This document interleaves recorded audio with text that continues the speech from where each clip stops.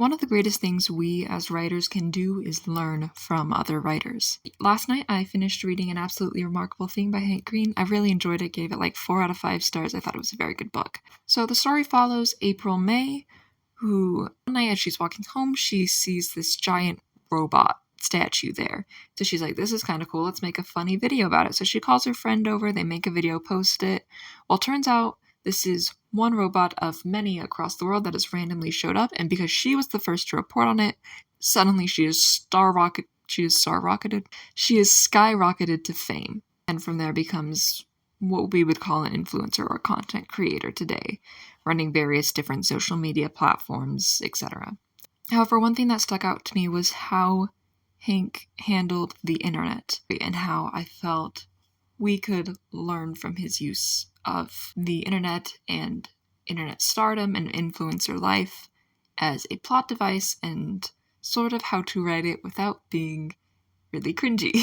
With the rise of the internet, it has made its way into all sorts of other media such as books, movies, TV shows, etc. And very rarely do I feel like it is correct. I'm a member of Gen Z, which feels weird to say, not because it's not true, but I think I just hate the idea of like splitting people up into generations and being like, that's the only personality trait, as I feel like it is often done on the internet. But that's a thing to dive into for another time. But my point is, especially in like TV shows and movies, I feel that the internet is often very poorly portrayed. I think part of this is just that the writers for these sort of things are often much older and maybe don't have as firm of a grasp on how the internet works and how it functions and its purposes and that sort of thing. Something that comes to mind is Enid Sinclair's character in Wednesday on Netflix. They have her say all these things about TikTok and Snapchat, and it's not even that these things aren't correct, but when you listen to her talk, it's like, this is not how someone would say this, how a teenager would say this, how they would go about discussing the internet and social media. I never felt this way while I was reading the book. So how does Hank go about making the internet and talking about the internet so normal and not uncomfortable to read, I think is the best way to put it. First off is just that Hank has a lot of experience with the internet. The VlogBrothers channel is run by Hank Green and his brother, fellow author, content creator, and tuberculosis enthusiast John Green. Was created January 1st, 2007, which is a long time ago. Through that YouTube channel, along with other social medias, specifically Instagram, TikTok, and various business endeavors, such as Crash Course, Hank has been around the internet in a lot of different ways.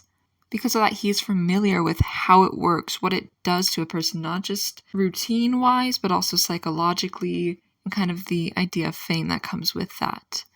I feel that Hank less focuses on buzzwords than, say, Wednesday did, or other various sort of shows. Instead of just trying to throw in, Instagram and TikTok and Snapchat and all these sort of, see, we're cool, we're hip with the kids. In the story, it dives into specifically her posts, why she's posting, how this is getting done, kind of the behind the scenes. It doesn't get focused on these words rather than the concepts behind them, which sounds a little convoluted, but let's put it this way. In some ways, it's almost sort of a show don't tell thing. Show don't tell is a thing that's used a lot in writing criticism. The idea is that, to quote James Toulos, it's essentially shorthand for, I don't believe what you're telling me. So for example, if I was just to say, this character is sad, that's not going to be very emotionally impactful, but if I maybe described the ways the character was crying, or their more emotional and action responses because they are sad, you would feel more inclined to believe that.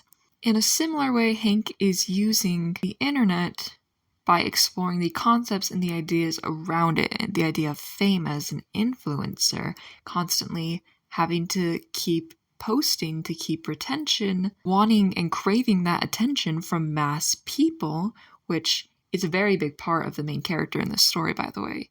It mentions many times throughout the story how much she loves the attention from people around her, and that it only gets worse once she does develop this fame.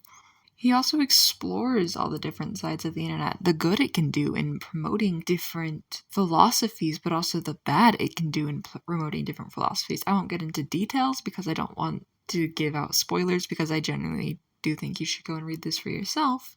But it does discuss how certain ideologies can be fed from different perspectives. It also explores this idea of group polarization a little, which is a psychology term that essentially means the idea that when people are grouped together, their ideas can become more extreme together rather than maybe they would have been if it was just an individual deciding on something.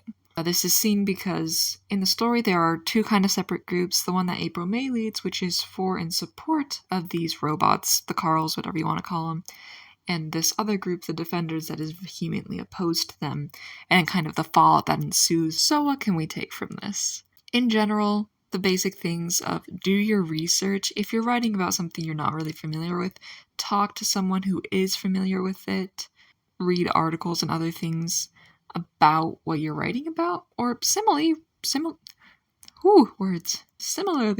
write what you know.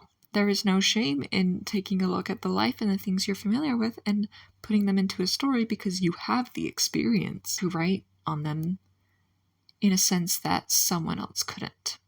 The other thing is be intentional about the concepts you want to push and the ideas you want to explore, and then use things such as the internet and some of these broader, more complex tools we now have in our world to explore those ideas, rather than just using it as buzzwords and as a way to seem relevant. A lot of things about the internet age poorly. Even just looking back like 5-6 years ago, it's strange to me to see shows reference Facebook as the main social media, or even just referencing Vine, whereas Vine is dead and has been for, I don't want to think about how many years it's been, but too many years. However, I do not see this story aging like that. Even though certain names of websites may grow older and may become less irrelevant, Facebook is the one that comes to mind, I think this book will withstand the test of time, because those words and those websites are not the main focus. It is the ideas that surround them that are important. Thanks for watching, and I'll see you guys later. Bye!